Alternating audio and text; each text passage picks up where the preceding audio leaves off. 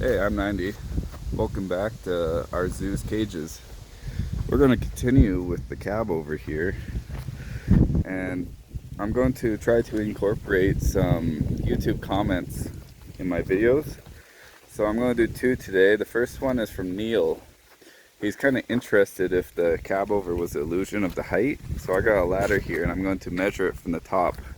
The cab is aired up right now, so let me climb on this ladder and see if I can fall off. So we're at the tippy top of the sketchy ladder here. When we get to the top of the truck, right there is 10 feet. So let's see if I can go up a little bit more. And right there is 11 feet. So it's just under 11 feet all aired up without any stacks. It's a pretty tall tool. So the second comment I want to look at is from my 1974 lunchbox. He was asking about the hydraulic pump I have in here for the lifting the cab. So the normal pump on these were a manual pump, and they were connected to the exhaust pipe that was right here. And secretly they were a two-way pump, so you could pump, at least for this truck, you could pump all the way across like the turning point of the truck falling over on itself, and you'd be able to pump it back past the turning point and let it come down. So that was a nifty little trick. But what I did is I had to lift up this cab a billion times, and my pump was leaking anyways since it's 100 years old. So I went to Princess Auto, which is Canadian's version of Harbor Freight, and I just got a 12-volt pump. So this is the pump.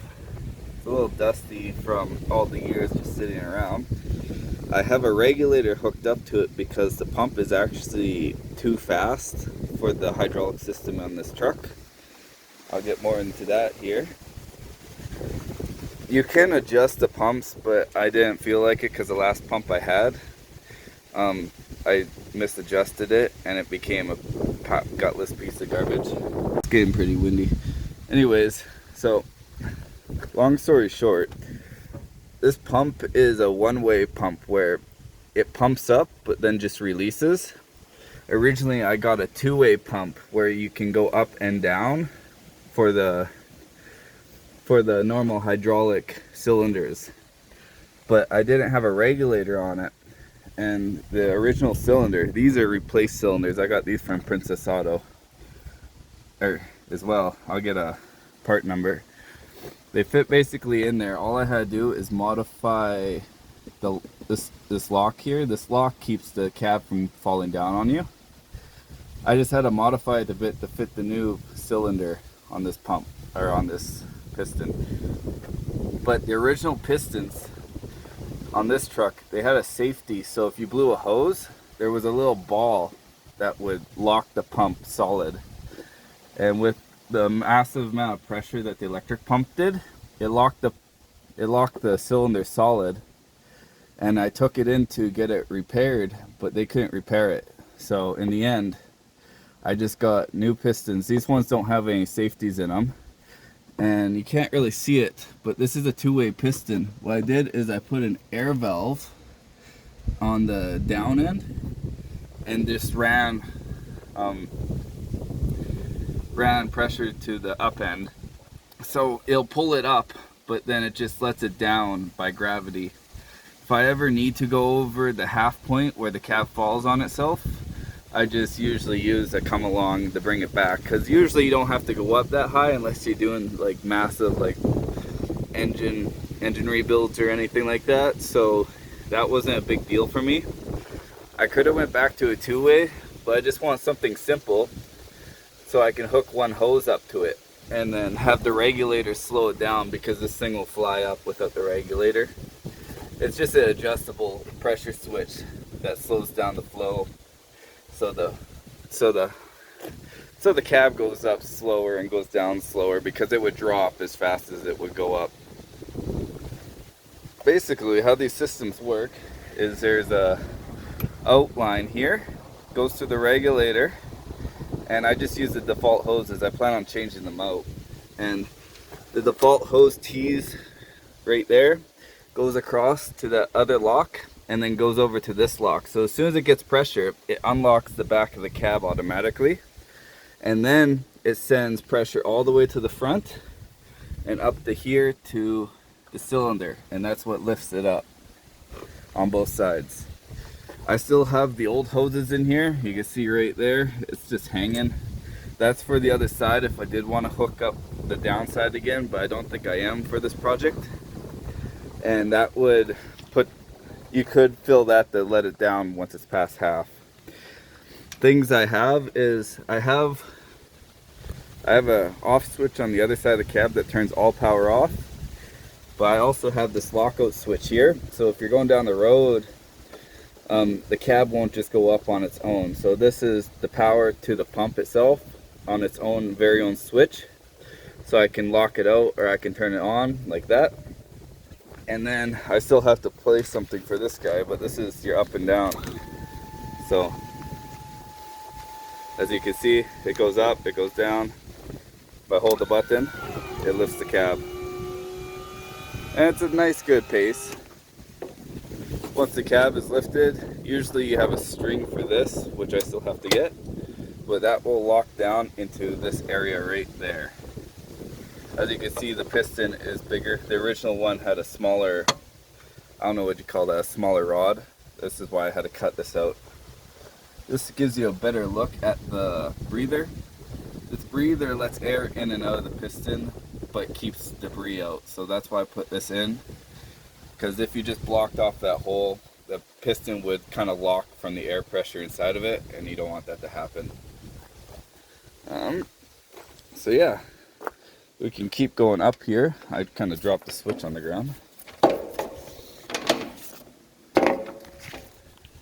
So yeah, it goes up, it goes down. Nice and slow. Because of that valve right there, I set it to the speed that I want, and I don't have to mess with the pump, because you can mess with the pump and they'll never get set back. Like there's these guys right there, I don't want to touch those because those tell you how much pressure is going in. So this goes up. I have a bunch of stuff inside, so I don't want to go too far up. I still have to work inside, but yeah, hopefully that helps you with the pump situation. Here's the other side, same idea, cylinder, and then we have our hydraulic line going over here. Keys in here. This is my power switch, but it unlocks this side here. One thing to note, they do make a smaller pump. I just got like a universal one from, like I said, Princess Auto. These are meant for, like, you could just hook them up to anything like cranes and stuff in the back of a truck, or you can get 110 volt ones that hook into the shop. They can be flipped either two ways. They can be flipped up like that or flat like that, depending on your application. I built this plate to cover these holes here because there's holes in the frame from the previous guy that wanted to put a deck plate on and not put it on properly. So I found a spot right there. It fits in pretty good, and then I built a plate with some rubbers to mount the pump onto. I seen Peterbilt Mike got an electric pump. I'll try to find the video for you guys, but it's a smaller pump and you can mount it right where the hand pump was, and it's a more compact system because you don't need a lot of fluid for this. Like, you're just using 2 pistons and it barely takes anything for these locks. So let's go down.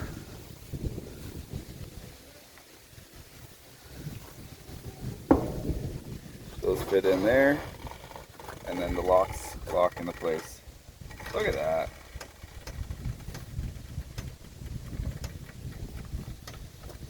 When you have the full air ride cab with the 4 airbags, always have it aired up when you lift the cab. You can lift it when it's down, but I noticed when you lift the cab, even with the hand pump, it'll go up in a crooked angle or something. It'll rub against all of this here. And I find that this here, like, usually it's a plastic overflow reservoir for the coolant. The top of the cap will actually touch that going up, touch the bottom of the cab. So one thing to note, try to have it aired up if you can. So mind the wind noise, we're outside in the elements now, but first thing I'm going to do is I'm going to plug up as much holes as I can in the gas tank while I have the pieces. I still have to get the fuel line going to the engine and then the cross line from underneath the cab, which I'll have to do on a weekday because everything closes on weekends now, which is kind of unsatisfactory, but you make it work, doggy. So the first thing is we have our inlet for the engine heater. I have a diesel engine heater on this guy, so we're going to stick in the feed hose for that and get that all buttoned up here.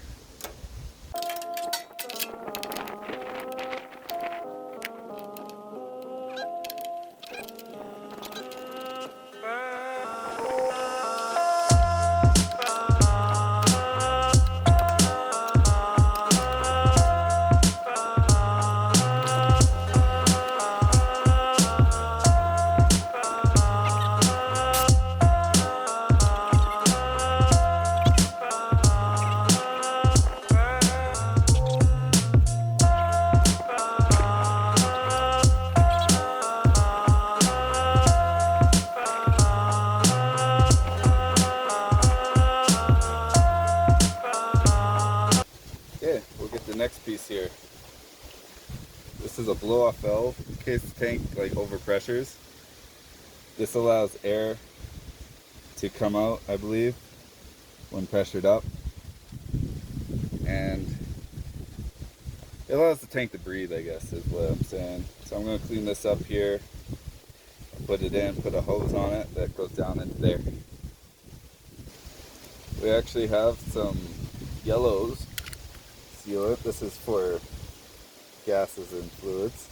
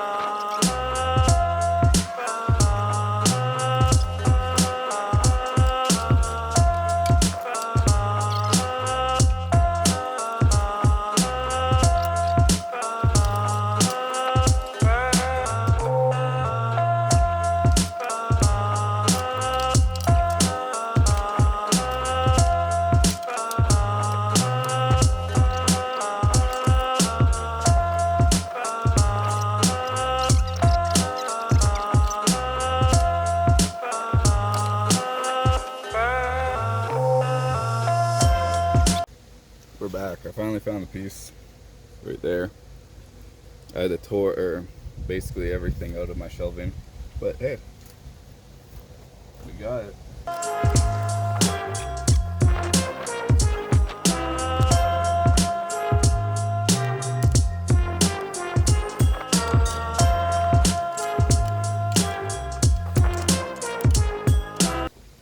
So I have to get sealant for this, but it might start raining here, so I might start doing interior stuff while I can.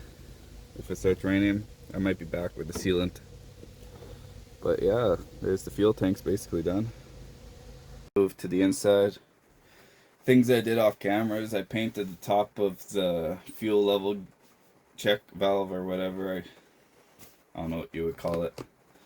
But for now we're gonna stick the roof panel in on the passenger side and then see if we can get the speaker boxes in here.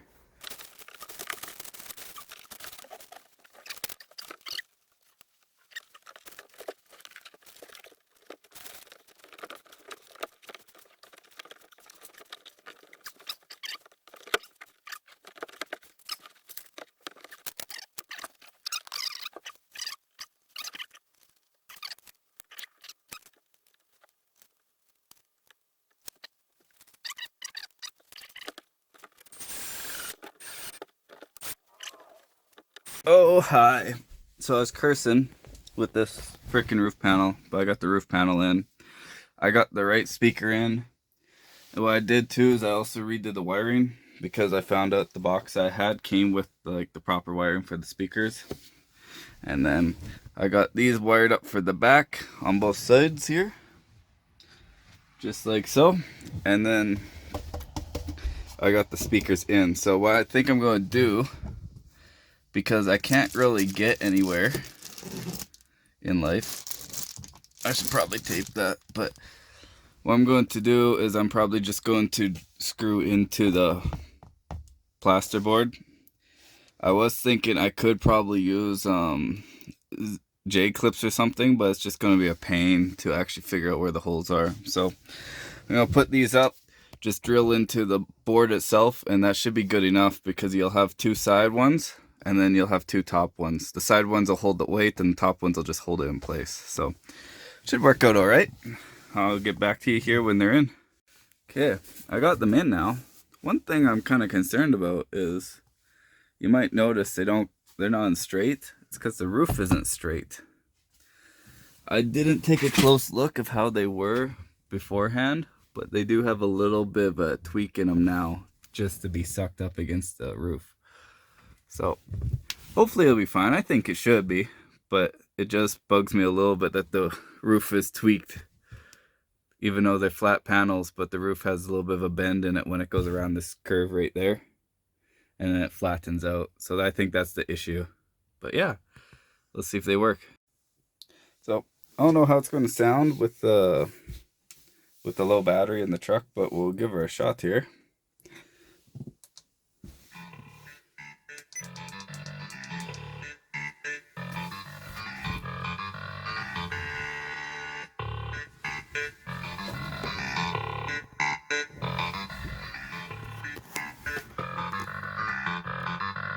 Jesus Christ.